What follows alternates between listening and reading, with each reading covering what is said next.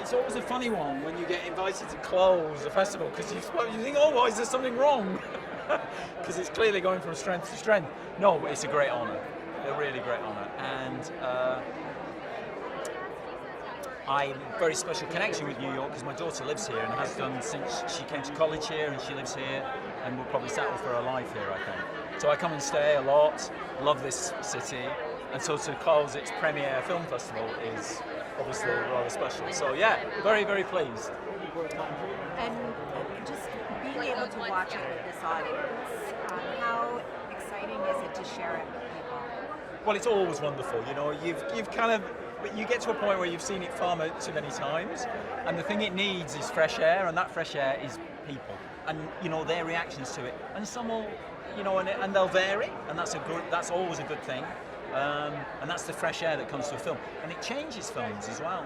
You never know what a film is really until it finds that fresh air, because it's been locked in a room with me and Richard and the producers, and we're kind of the editor, and we're kind of doing all this kind of stuff, and it needs fresh air, like everybody does.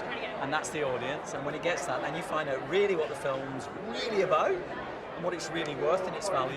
So it's a nerve-wracking moment, but a really important step, and you learn that when you make films. And like first-time filmmakers are always dead nervous about it, but you say this is like as important as the great shot you got at such a time, or didn't get, or whatever, however your fortunes went. You know?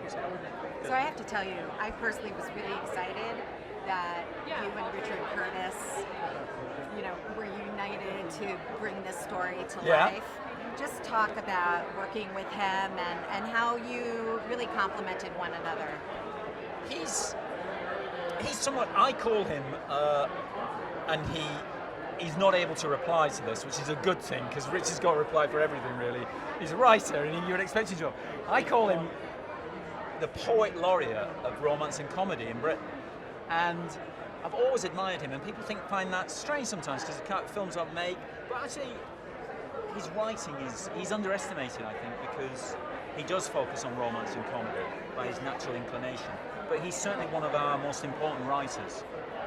So to get the chance to work with him, it's a bit like me working with, I was very fortunate, again with Universal, to work with Aaron Sorkin, who's arguably one of your most important writers. So to work with writers like that is a real gift, you know, and I was brought up on the values of good writing and the importance of writers, so it's great to be able to fulfill that with someone who's, I think, of an equivalent status to Sorkin in Britain is Richard Curtis. What is your favorite Beatles song? Well, that changes like every 5 minutes, especially when you're working on something like this. But weirdly, I have this thing where there's the last 40 seconds of Hello Goodbye. I have this weird thing about songs, is that if you listen to, there's a Talking Heads song called Found a Job.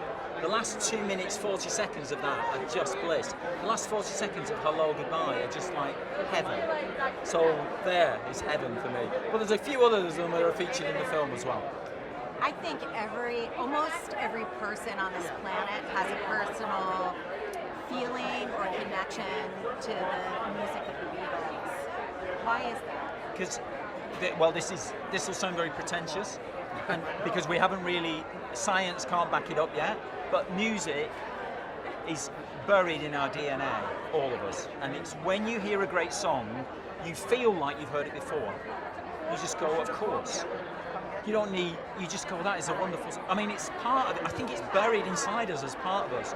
And it's like a belief system culture that we hang on to. There's all sorts of belief systems, money, religion, war, all these kind of things. Culture is the one that doesn't fight for itself, you know, but it's the most important of all, I think. And a key part of that is music, and it is already in us, really. And it's just waiting to be awakened. And that's the sort of story of our film, really, in a funny kind of way.